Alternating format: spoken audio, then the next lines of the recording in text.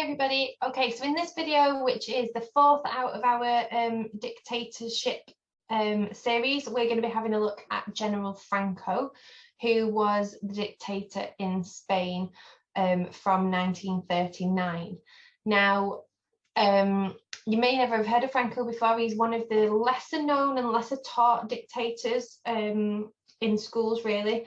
I did a module on the Spanish Civil War at university, and I'd never actually heard of Franco, I will admit, before then.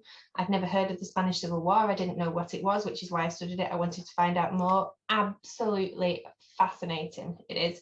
And it's not really talked about in Spain either. So if you look at what they learn, they kind of have written it out of their history. A few years ago, I was in a restaurant in Spain, and they had like the history of the restaurant on the back of a menu. And it was like blah, blah, blah, blah up until 1936. And then there was a gap, and then it said from 1939. So the years of the Spanish Civil War were 1930 to 1939. And it was completely just not mentioned. So that kind of shows you how they don't really regard that period in their history, because it was such, it was the government turning on the people, basically. So it's not something to be proud of in terms of their history. Franco had a tomb built to himself called the Valley of the Fallen, which is near Madrid in Spain. So after I studied that, I went to visit the Valley of the Fallen, and it's a very harrowing experience because he actually had prisoners from the Spanish Civil War build that for him, and that's where he was buried until a few years ago, when it became a gathering site for neo-Nazis. So modern day fascists and Nazis, and his remains were actually moved just a few years ago. So that's something interesting that you might want to go and have a read up on. So let's start then, because I could talk about that all day, but I'm very aware that we've only got 15 minutes. So let's start by having a look again.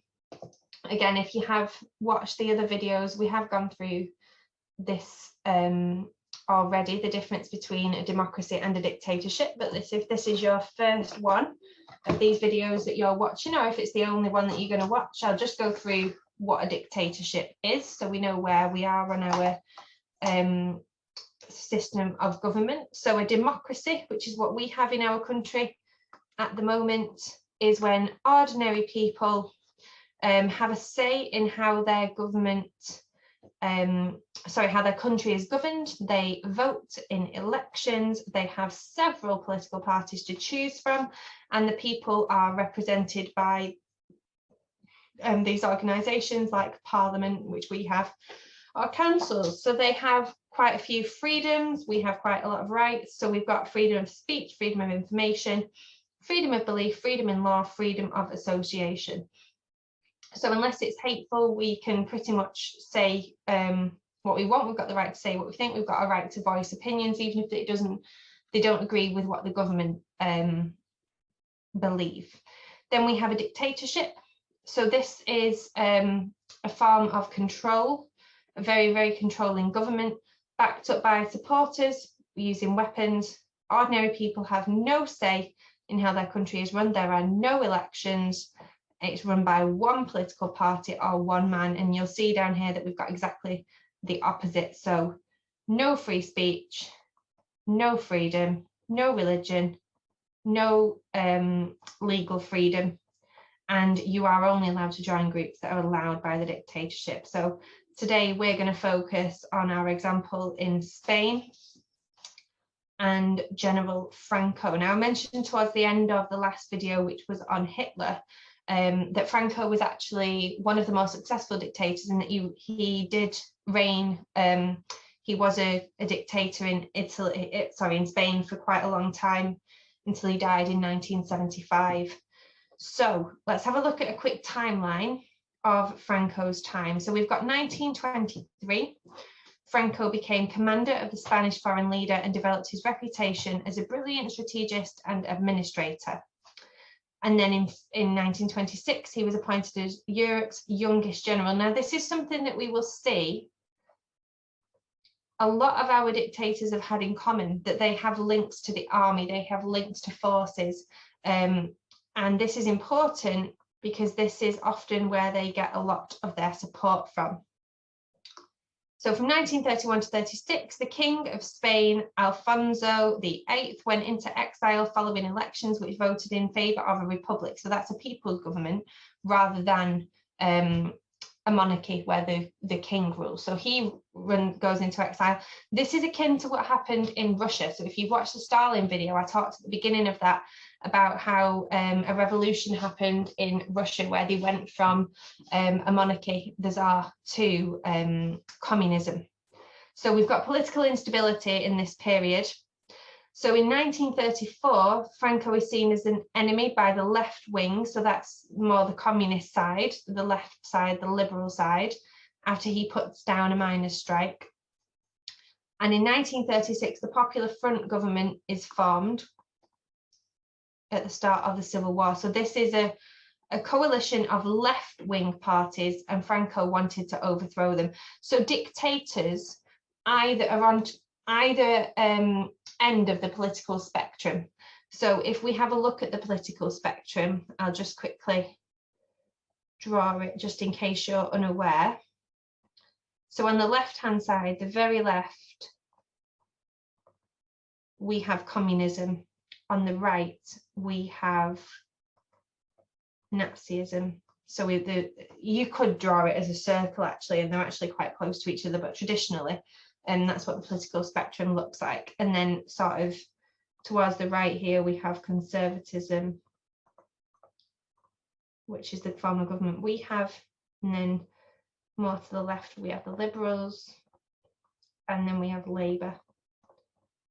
Okay, and then if this was America,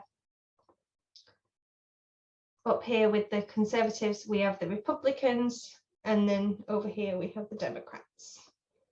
Okay, so both in our country at the moment, we're here. In America, we're here, but neither of them are we anywhere near those two extremes. So Franco is not as far right as Nazis, but definitely towards that end of the spectrum, definitely more right-wing than the Conservatives. It's a fascist government, there's a totalitarian government. Okay, so we then in 1936-1939 had the Spanish Civil War between the Republicans on the left and the Nationalists on the right, led by Franco. So in 1939, the Nationalist army wins and Franco becomes a dictator in Spain.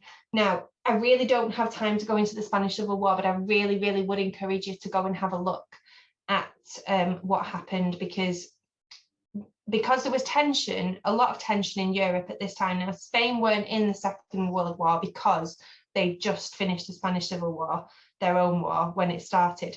There was a lot of tension bubbling up in Europe at this time, and all countries signed a non-intervention pact. They said, we're not going to intervene, we're not going to get involved in this war in Spain because we're just going to leave it up to them. And they said, we're not going to get involved. But actually, what happened was the left wing were unofficially supported by somebody called the International, or not somebody, people, brigades, who were just volunteers. They were volunteers who went from various countries, England definitely being one of them, and they went to support the left wing in Spain. And the right wing were supported by the Nazis, because what Hitler did, because he was fully intended on having a war, he used the Spanish Civil War to try out his weapons that he was intending on using in his next war. He obviously didn't know it was going to be World War II, but a lot of the weapons that Franco had in the Spanish Civil War actually came from Hitler and the Nazis, and they were using it to test out their new weapons. So everybody else did get involved, not everybody else, but a lot of other countries did get involved, even though they had said that they weren't going to get involved, because they did sign a non-intervention pact. Brutal conflict. There are some brilliant films out there about it. One directed by Ken Loach, I think it's called Land and Freedom. Would definitely recommend that. Absolutely brilliant film about the Spanish Civil War, that one. So 1939 to 1944, following the Civil War, Franco persecuted political opponents. So again, we've got, as we've seen in all of the other dictatorships, dictators getting rid of anybody who might be opposition to them. They keep out of World War II. The church recognised Franco's power in 1953. Spain joins the United Nations in 1955. And then in 1975, Franco dies at the age of 82. And then we've got Juan Carlos, who becomes the King of Spain, and he makes Spain a democracy again, which it still is today, and does regard this whole period as quite sensitive in its past. So that's a very quick overview, and we'll just finish off by looking through what life was like in Spain under Franco, because the difference, like I've said, between Franco's reign and the other dictators' reign is because he was in charge for so long that this became normal life. It wasn't like the Nazis were in charge for just over 10 years. This was a very, very long period of time. So this is what happened to each of the different sectors. So Spain was quite poor up until the 1960s, but Franco wanted Spain to be self-sufficient, so he cut off foreign trade. Okay, but that's actually disastrous. He does modernize. I'm going to go through this quite quickly because of time, but if at any point you would like to read it in more detail, you feel free to pause the video and have a read through it at your own pace. So from the 1960s, Spain economy recovers, and he was praised for transforming and modernizing Spain. International firm start to move their factories to Spain, and it becomes the second fastest growing economy in the world. One of the reasons for that as well is tourism, because a lot of people go to Spain on holiday, which means that they get a lot of money coming in from tourists. So again, we've come through across this word a lot. So they relied on violence, and this is known as the White Terror, and this was necessary to re-establish this one person. So violence was aimed at opponents again. Okay, so it was carried out by the civil guard, the national police. So we see the police again being involved. And then we've got between 100 and 200,000 deaths, 400,000 more sent to concentration camps.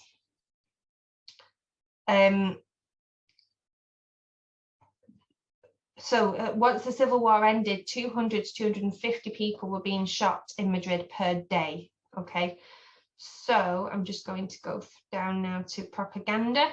So the 1938 press law said that newspapers had to include any articles that the government wanted. So no freedom of press. You couldn't just write what you wanted. It had to be what the government wanted you to know, and that's a method of control. So left-wing media is banned. So we've got newsreels shown before films at the cinema, like we had in Nazi Germany, but they were 45 minutes at least. These were only 10. Radio stations, again, radio comes up all the time because we didn't have TV. So radio was really, really important. So we've got news bulletins, and this was compulsory. Women, we've not talked about women that much. We mentioned it in the Russia one, but what dictators tend to want is very traditional roles for women. So women could not become judges or testify in trials. They could not become university professors.